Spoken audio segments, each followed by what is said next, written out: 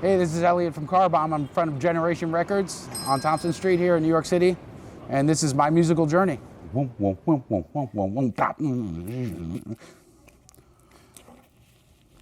hate the Beatles.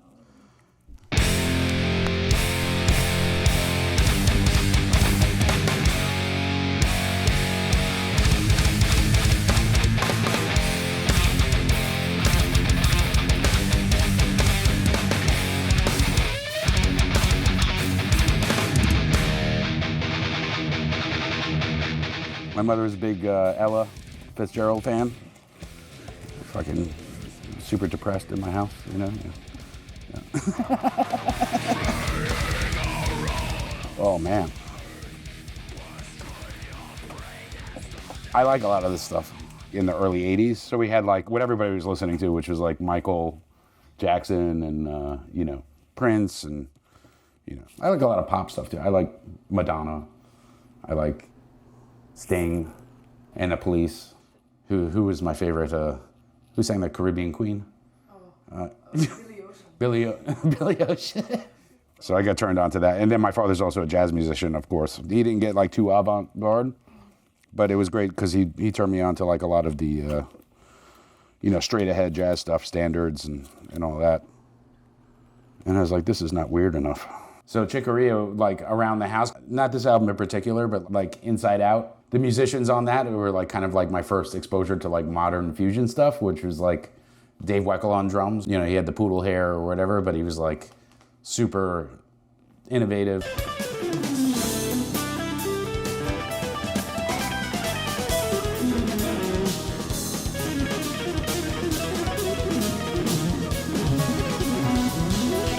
So I grew up in New York in Long Island there, and then my father, he's like, I don't want to be a club date musician for the rest of my life, so we moved down to Virginia Beach, and he went to law school down there, and that's where I was like 9, and the summer between when I moved down there and started school, I like set up the drums in the garage, and then, you know, the guys in the neighborhood who were like the heavy metal teenage guys, and like knocked on the door.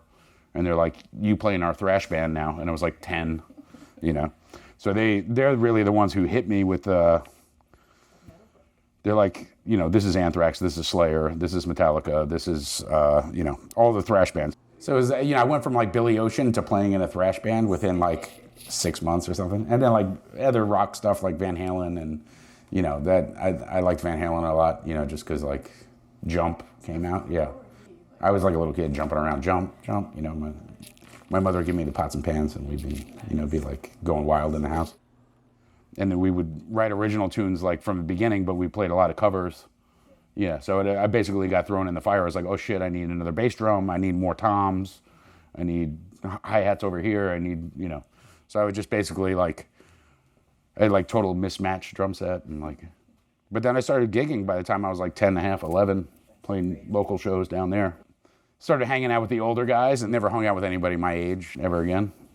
Oh my God, this video is God level. DRI live at the Ritz, which is Webster Hall now.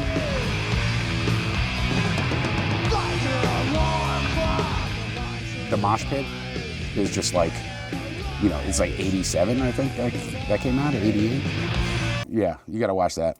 There's another great VHS I had too from Napalm Death called Live Corruption.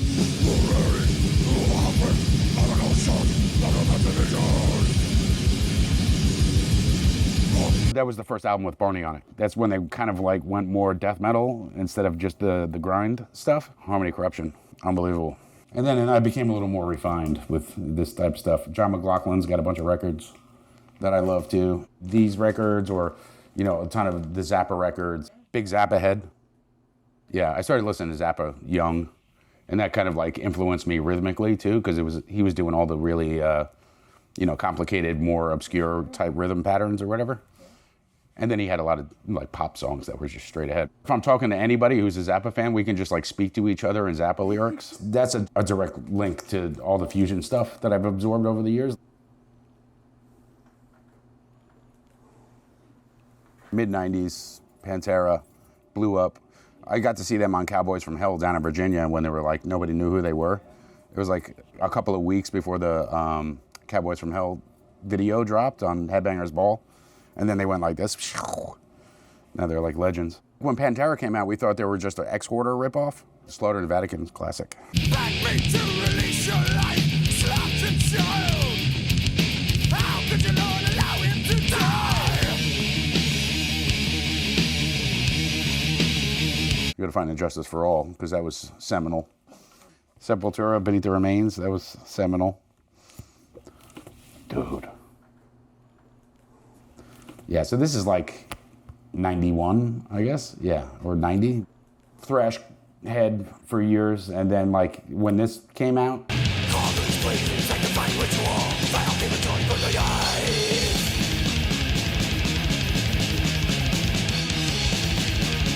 this was like next level, brutal, you know, because I like thrash metal, it was all heavy, you know what I mean? When that came out, that was like fucking going apeshit, yeah, Pete Sandoval, and that was a big, and then I went back and listened to Terrorizer, which was like the one they did earlier, before I was hip to any of that stuff. Killer, like thrashy blast stuff. And then the whole wave of bands that came out in 1990, 89, 90 that were like unbelievable, like Obituary and that Napalm record we were talking about before, and Carcass. We immediately broke up the thrash metal band and started playing like in a Carcass ripoff band. That was like Symphonies of Sickness era, where it was like grind. I got into a lot of the grind stuff and blast, you know, all the blast beats and all that shit. Ooh.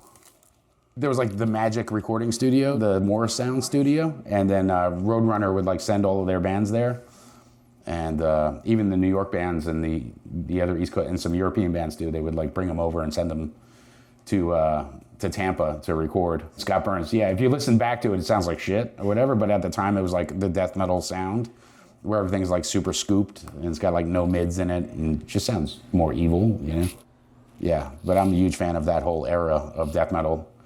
And I listened to a lot of underground bands like in that era too that were doing a lot of grind stuff. I used to like subscribe to like the zines, and everybody would do tape trading and all that type of stuff.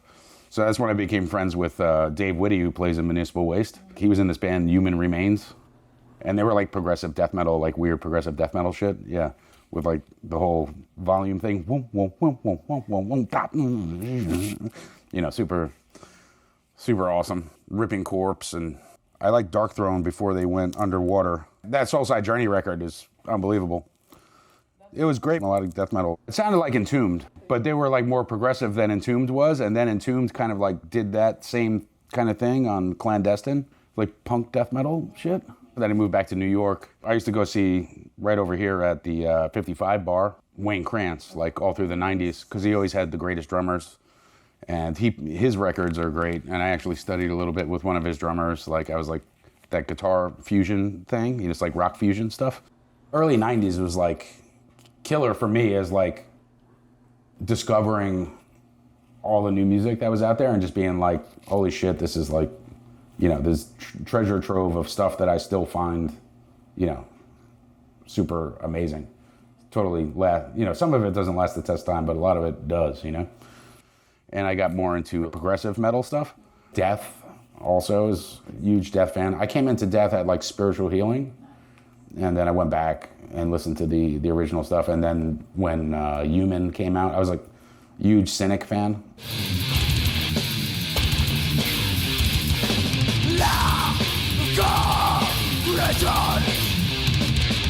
I'll put on Human, and I'll put on, what is the one after that? Individual Thought. Yeah. And that's Hoagland on it. I'm a bigger Reinhardt fan than a Hoagland fan. But yeah, but those songs are amazing. Yeah. Jealousy, that song, Jealousy. So if you had like, you know, Confessor, Watchtower, and Cynic, that was like me. That was like, I was all about that shit. And I was playing along to all those records, so that like totally changed the way I played, especially Cynic, because I love Sean Reinhardt, you know. Fucking unbelievable. Like, he was like fusion metal stuff. I get kicked out of school for fucking tapping on my desk. Cynic albums. And then when I came back to New York, it was like, you know, the Positive Tip hip hop shit, you know what I mean? Tribe Called Quest. That was my train of thought, but for so long I fought. Now I'm at a level supreme to the devil. So turn up the bass and lay low on the treble. We be the Willie kids and you dead with the shovel. Tribe was cool because they mixed it with the jazz stuff, you know? When NWA came out in Texas, like Scarface and that whole crew, and the stuff coming out of New York too, so we listened to all that. When I moved back to New York, I started working in recording studios in Times Square as assistant engineer. So I worked with like a bunch of rap stars, like the whole DMX crew, like Swiss Beats and like, yeah, I was there. I was like right around the corner when fucking Tupac got shot. I was working in that studio, so I was bouncing between the two studios. I was working at the studio around the corner the night that he came down and got shot in front of Sabaros there. Yeah, that was like fucking crazy shit. I'd almost sleep there because I was living in Long Island. I'd just come and like sleep on the couches, and those guys would show up whenever the fuck they wanted. They would just block out the days, and yeah. So I got to work on a bunch of hip hop shit there. Yeah, OG hip hop stuff. I'm like huge Bjork fan. I've seen her like 15 times. Once I started getting girlfriends, it was like I would listen to put on Bjork whenever I was, you know, that turned into Deftones in like 98 or something like that. You know, so the Deftones and Bjork are like the, you know, when I'm trying to serenade girlfriends, works like a charm. I heard Deftones when they were, you know, not huge. They're a band that I've stuck with like through all their releases, and I dig a lot. You know what I mean? I'm friends with them now after all these years, but yeah, they're like my favorite maybe rock band. You know, rock and metal, but like everything's like super polished and the songwriting is really nice. So they're probably like the poppiest band that I really listen to and enjoy a lot. You know, it's funny to me. This is like pop music now. You know what I mean? So. I'm glad that they stuck around and put out a bunch of records, you know, and that's been awesome to watch them they were playing Madison Square Garden here, you know what I mean? So it's like, you know, still doing it. My favorite Deftones record is probably like Diamond Eyes.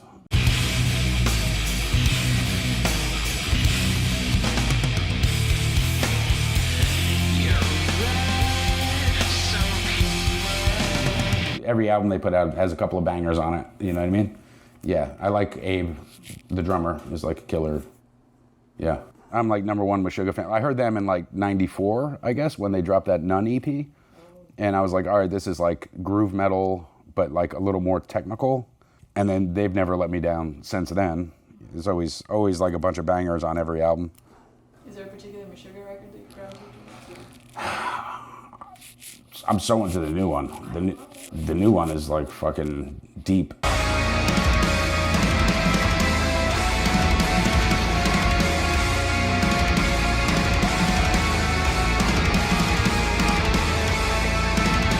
People who aren't like Meshuggah heads, like maybe like they don't get how deep it is, but it's fucking. Yeah, I can't even air drum it. I don't know what the fuck is going on. You know what I mean? Yeah, and so for me, I'm like, you know, mind blown by the new one. Yeah. And then I'm a big Destroyer, Race, Improve, and Chaos Fear fucking guy, you know, because that's kind of thrashy still. Yeah, they were like more tech thrash, and then they went down-tuned and became their own thing, you know what I mean? Yeah, with the more droney. Yeah, that's fantastic to like watch that progression of them becoming, you know, not so based on influences, you know what I mean? And kind of doing their own thing. Like Frederick's a big Holdsworth guy. No, he's like psycho. Like he researched like the gear that he was using and like bought the same exact setup that Holdsworth was using.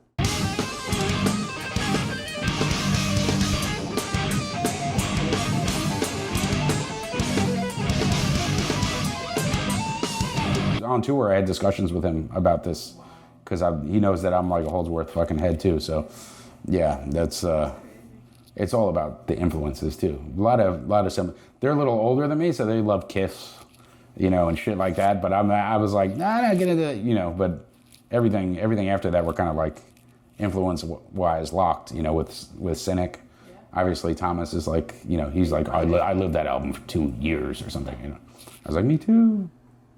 I really like Animals as Leaders because I'm a big Fusion head, but they kind of like took the metal and like newer types of music and kind of wrapped it up into a fusion thing. Yeah, so that's like, they're like the next generation of fusion for me, like, you know, and of course, like Meshuggah and Animals as Leaders have like hundreds of like offshoot bands that try and sound like them, but those two are like the solid ones for me, yeah. And we've had the chance to tour with both of them. So that's awesome. So they're buddies. The spectrum of music is like, it's endless, you know what I mean? And I'm still listening. I go to a lot of shows too, and I check out bands that, you know, I got a lot of friends in bands, and then there's always a band here or there that I'll just be like, the fuck, you know, the fuck is happening? Yeah, so I'm a music fan. Yeah.